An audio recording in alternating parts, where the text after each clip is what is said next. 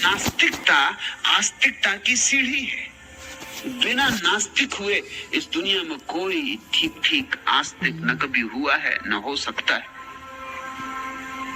यह तो नास्तिक की ही सामर्थ्य है कि एक दिन आस्तिक हो। जिसने नहीं कहने की कला ही नहीं सीखी, उसे हाँ कहने का राज कभी समझ में न आएगा।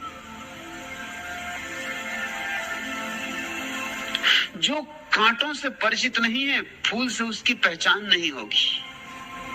और जिसने रात नहीं देखी, सुबह का क्या स्वागत करेगा। लेकिन पंडित और पुरोहित झूठी नास्तिकता पर जी रहे हैं। उनका सारा व्यवसाय झूठी आस्तिकता पर ठहरा हुआ है। झूठी आस्तिकता से मेरा अर्थ है मानी हुई आस्तिकता। तुम्हें पता तो नहीं है, लोग कहते हैं, सुना है तो मान लिया है। माँ बाप कहते हैं, परिवार कहता है, समाज कहता है, शिक्षक कहते हैं, भीड़ भाड़ कहती है, सदियों से बात कही जा रही, सो मान लिया है। जो लोग कहते हैं वही तुम माने बैठे हो। तुमने स्वयं तो कुछ जाना नहीं है, तुम्हारा अपना तो कोई अनुभव नहीं। मजे की बात तो यह है, तुम्हारा संदेह स्वाभाविक है और तुम्हारी श्रद्धा उधार। हर छोटा बच्चा संदेह लेके पैदा होता है। इसलिए छोटे बच्चे इतने प्रश्न पूछते कि तुम्हें बेचैन कर देते। प्रश्नों से प्रश्न उठाए जाते। तुम लाख उनको कहो कि बड़े होके सब समझ में आ जाएगा, मगर वो फिर प्रश्न उठाते। जो चीज दिखाई पड़ती उसी से प्रश्न उठाते। छोटे बच्चे ऐसे प्रश्न उठाते हैं कि बड़े बड़े बुद्धिमान उनका उत्तर न दे सके। संदेह प्रत्येक बच्चे के प्राण में जन्म के साथ आता है। परमात्मा ने संदेह की संपदा दी है। जरूर इसमें कुछ राज होगा। संदेह बीज है, इसी में छिपा हुआ गूदा है श्रद्धा का। संदेह खोल है, ये गल जाए भूमि में तो इसी में से अंकुरित निकले, अंकुरण होगा। इसी में से विकास होगा श्रद्धा का। संदेह श्रद्धा का दुश्मन नहीं है, लेकिन साधारणतः लोग समझते हैं संदेह श्रद्धा का दुश्मन है, इसलिए संदेह मत करो, श्रद्धा करो। तो तुम्हारी श्रद्धा नपुंसक होगी। जिसने संदेह नहीं किया और श्रद्धा कर ली, उसकी श्रद्धा ऊपर ऊपर है, लीपा पोती है। जैसे चेहरे पे कोई रंग लगा लिया,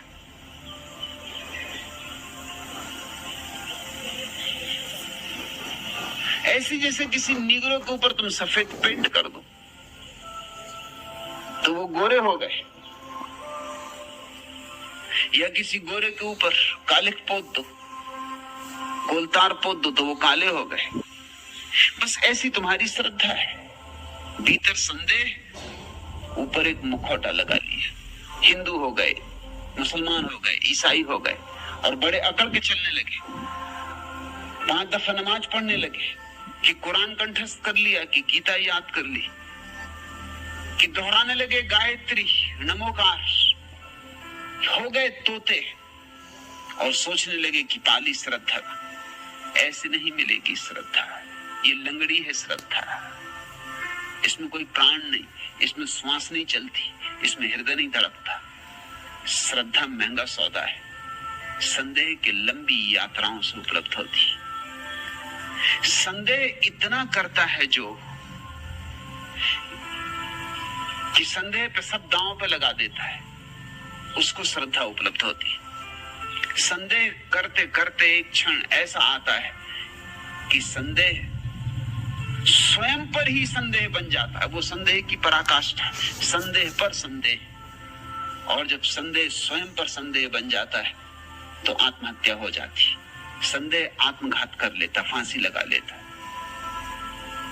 और जहां संदेह तिरोहित हो जाता आत्मघात करके, अपने पर ही संदेह करके जहां संदेह मिट जाता है, वहां जो शेष रह जाता है वह निरभ्र आकाश, वह तारों से मंडित ज्योतिर्मय आकाश, वही श्रद्धा है। तुम पूछते हो वैराले, चारवाक दर्शन की ग्रंथ संपदा को क्यों नष्ट किया गया? पंडित पुरोहित न करते तो क्या करते? क्योंकि पंडित पुरोहितों का तो पूरा व्यवसाय है झूठी आस्तिकता पर है, और अगर चारवाक सही है तो झूठी आस्तिकता तो खंड खंड हो जाएगी, इसकी तो जड़ें कट जाएंगी। इन मंदिरों में कौन जाए, मस्जिदों में कौन जाए, ये यज्ञ हवन कौन करवाए, ये करोड़ों रुपए कौन मूर्ता से फूके यज्ञों में, ये हवन कुंड कौन खुदवाए, ये थोथे पंडित पुजारियों की लंबी जमात को कौन पाले, कौन पोसे, ये लाखों आवारा तथाकथित सन्यासी साधु मुनि, इनका बोझ कौन ढोए? चारवाक ग्रंथ संपदा को नष्ट करके ही ये धंधा बचाया जा सकता था। हम कहते हैं कि ये देश बड़ा उदार है, इतना उदार नहीं जितना हम कहते हैं। इसकी उदारता भी बड़ी थोथी और ऊपरी, भीतर बहुत अनुदार है। यूनान में एपिकुरस के ग्रंथ नष्ट नहीं किए गए। एपिकुरस यूनान का चारवाक है, उसकी ग्रंथ संपदा बचाई गई। यूनानियों ने ज्यादा सम्मान दिया, लेकिन इस देश ने तो बहुत सा कुछ नष्ट किया है। और फिर भी हम अकड़ के बैठे रहते हैं इस भाव से कि हम बड़े उदार हैं, बड़े सहिष्णु, अल्लाह ईश्वर तेरे नाम सबको सन्मति दे दे भगवान, ये कहते रहते और छुरी पे धार रखते रहते। और जरा ही मौका आ जाए तो अल्लाह ईश्वर को ऐसा लड़वाते, फिर चाहे वो अलीगढ़ में लड़े चाहे हैदराबाद में, जहां लड़वाओ अल्लाह ईश्वर लड़ने को तैयार है। इस देश में जितना पाखंड है शायद पृथ्वी के किसी और देश में नहीं। और कारण है क्योंकि इस देश में जितना पंडित पुरोहितों की लंबी परंपरा है उतनी दुनिया में कहीं और नहीं।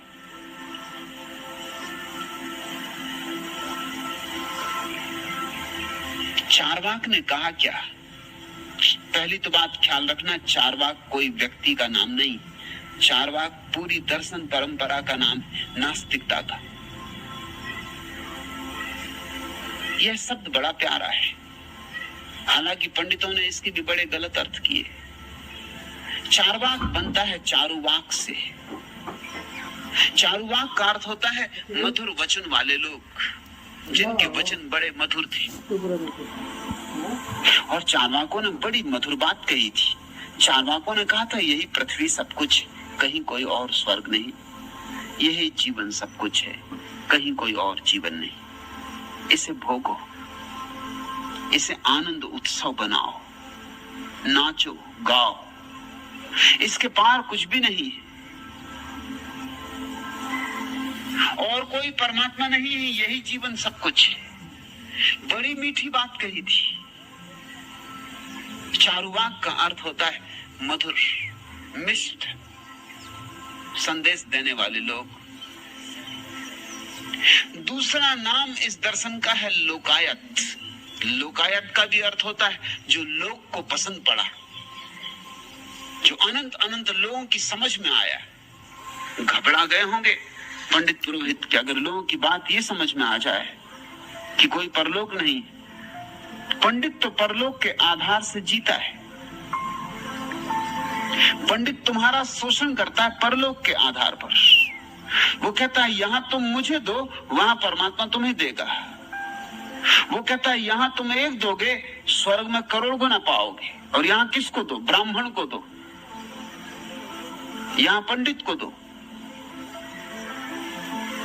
यहां ब्राह्मण की पूजा करो, यहां उसके चरणों में सिर रखो, क्योंकि उसका सीधा संबंध है परमात्मा से। सिफारिश कर देगा, वो तुम्हारा नाम पहुंचवा देगा कि इनका जरा ख्याल रखना।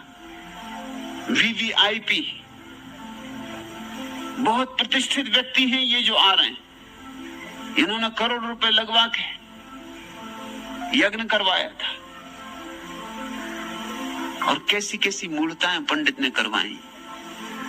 अश्वमेध करवाए जिनमें घोड़े मारे जाते।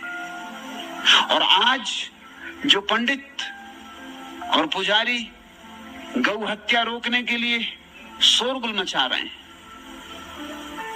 आचार्य विनोबा भावे जो गौ हत्या के लिए रुकावट हो जाए इसके लिए आमरण अनशन पर उतर गए थे। इन सब से कोई पूछे कि तुम्हारी परंपरा कुछ और ही कहती, यहाँ गौमेध यज्ञ भी होते थे,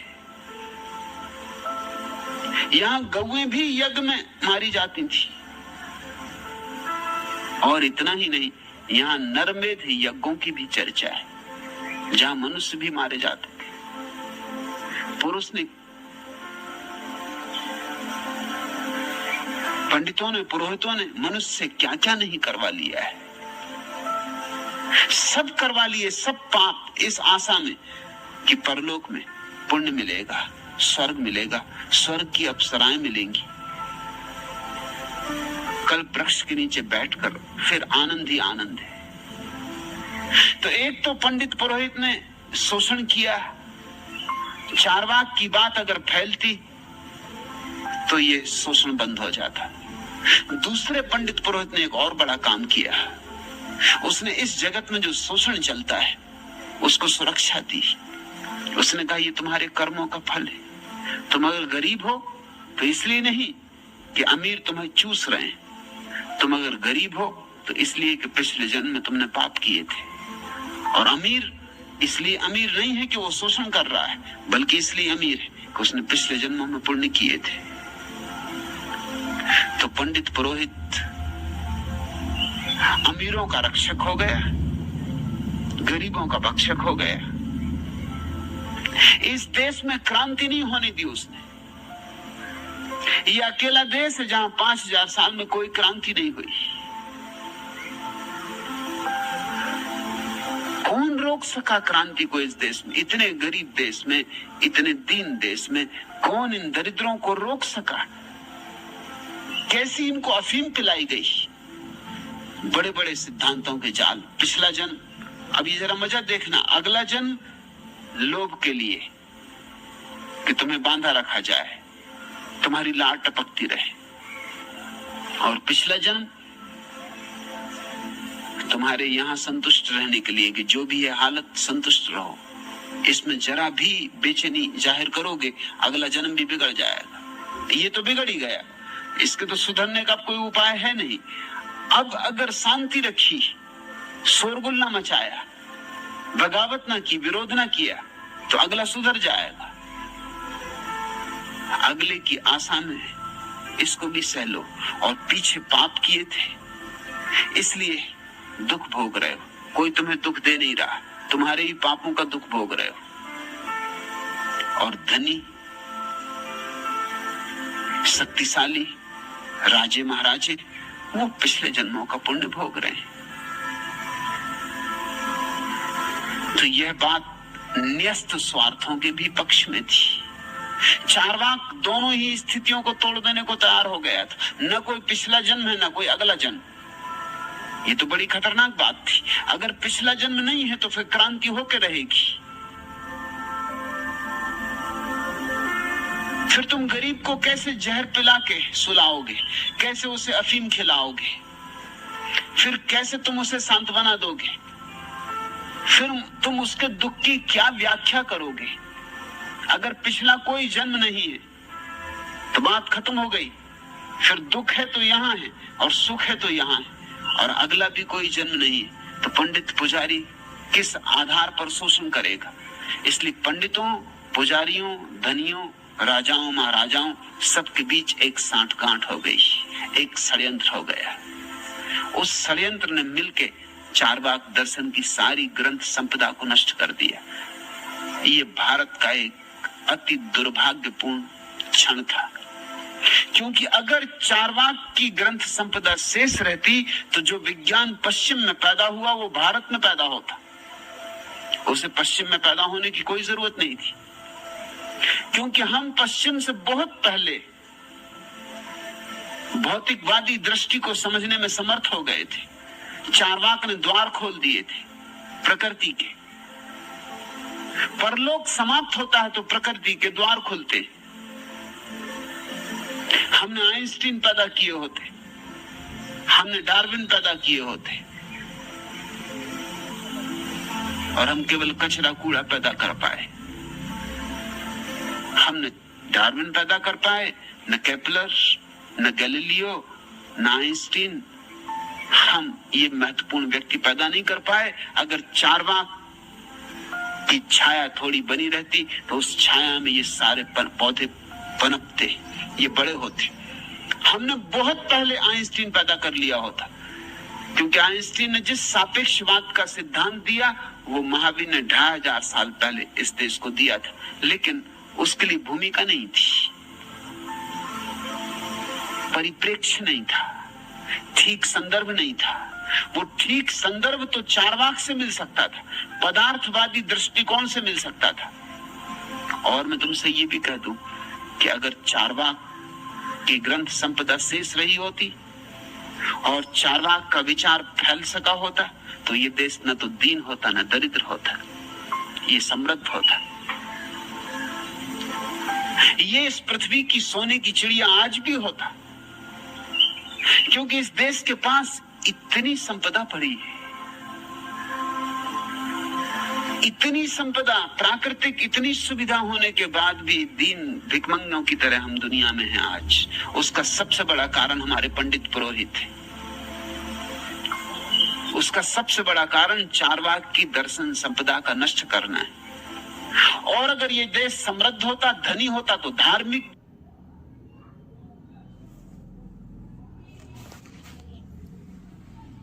होता। ये मेरी अपनी प्रस्तावना है कि सिर्फ धार्मिक समाज तभी संभव हो सकता है जब उसके पहले समृद्धि की एक भूमिका पैदा हो गई हो। गरीब समाज धार्मिक नहीं हो सकता, समृद्ध समाज ही धार्मिक हो सकता है। अगर चारवाक की नास्तिकता फैलने दी गई होती तो हम अब तक आस्तिक हो गए होते। ये तुम्हें बड़ी उल्टी बात लगेगी। मेरी बातें इसीलिए उल्टी लगती है लोगों को, क्योंकि लोग एक धारणा से बन गए और उस धारणा के ऊपर उठ के सोचने की उनकी क्षमता भी खो गई। लोगों में सोचने के संबंध में बड़ी नपुंसकता पैदा हो गई। ये बात उल्टी नहीं है।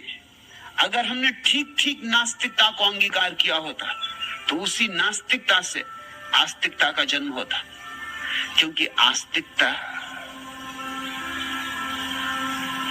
के बिना जिज्ञासा शांति नहीं होती। नास्तिकता शुरू करती है यात्रा, अंत नहीं कर सकती। चारवाक से शुरू करो, बुद्ध पर पूर्णता है।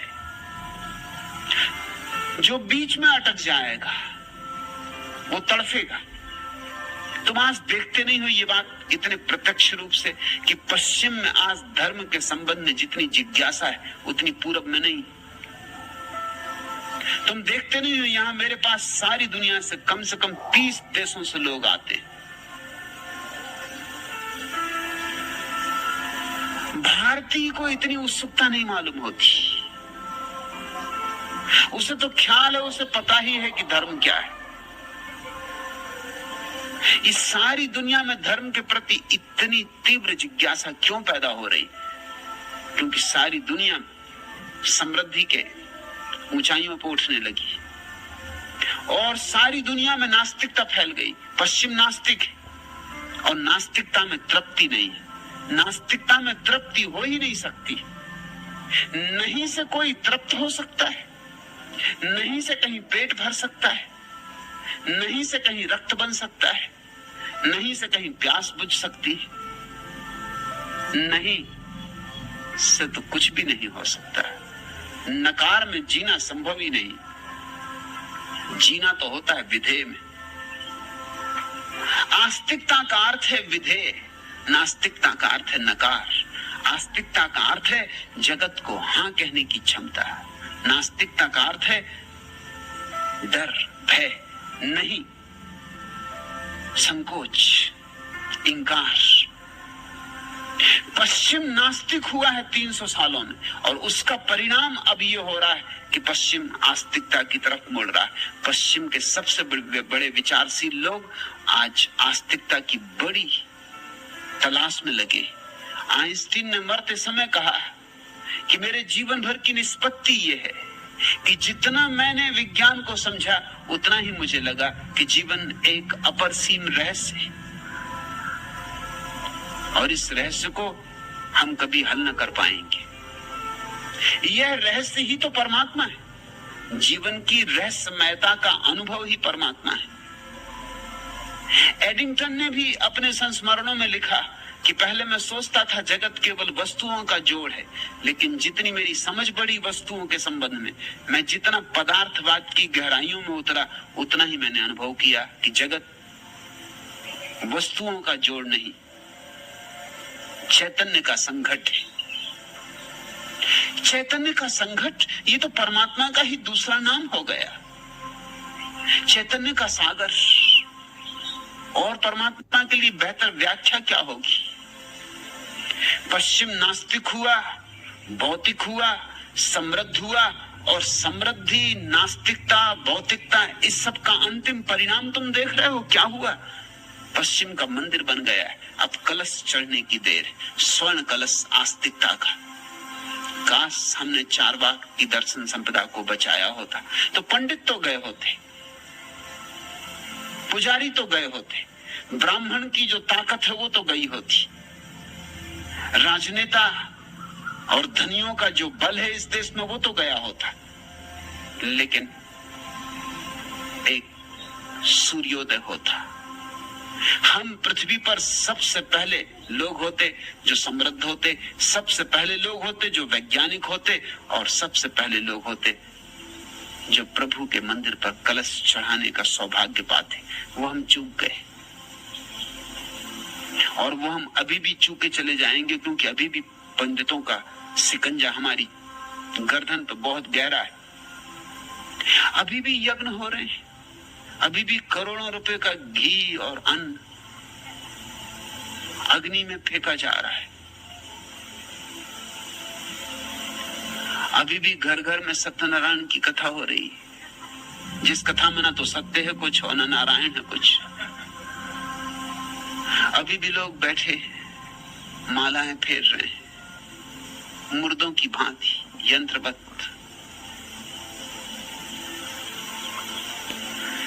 तुमने पूछा वैराले चारवाक के बारे में आपके क्या विचार हैं? चारवाक वैसे ही है जैसे मंदिर की बुनियाद। बुनियाद में मजबूत पत्थर रखने होते, बुनियाद पदार्थवादी होनी चाहिए। किसी भी सुसंयत समाज की बुनियाद पदार्थवादी होनी चाहिए। हाँ, शिखर चढ़ेगा मंदिर का, कलश चढ़ेगा, स्वर्ण का बनाएंगे, मोतियों से सजाएंगे, हीरे जवाहरात जड़ेंगे, मगर हीरे जवाहरात कोई बुनियाद में नहीं भरने पड़ते। बुनियाद बन सके ऐसी क्षमता चारवाक की है। और चारवाक ने भौतिकवाद के सारे सूत्र खोज लिए थे, जो पश्चिम में एपिकुरस, डिडरो, मार्क्स, एंजल्स और दूसरे लोगों ने खोजे, और हजारों साल बाद खोजे। चारवाक ने सारे भौतिकता के सूत्र खोज लिए थे। चारवाक, फिर याद दिला दूं, किसी व्यक्ति का नाम नहीं, बहुत से व्यक्तियों की धारा का नाम है। जो पहला व्यक्ति हुआ जिसने नास्तिकता की इस देश में चर्चा की, उसका नाम है बृहस्पति।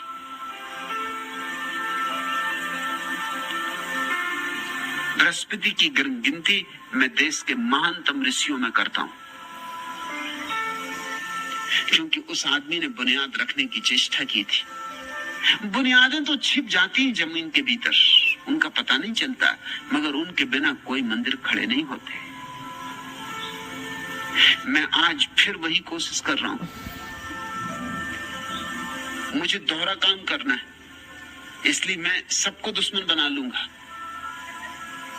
मुझे चारवाक का उपयोग करना है मंदिर की बुनियाद के लिए, इसलिए मैं धार्मिक को विरोधी कर लूंगा, दुश्मन कर लूंगा, क्योंकि वो कहेगा चारवाक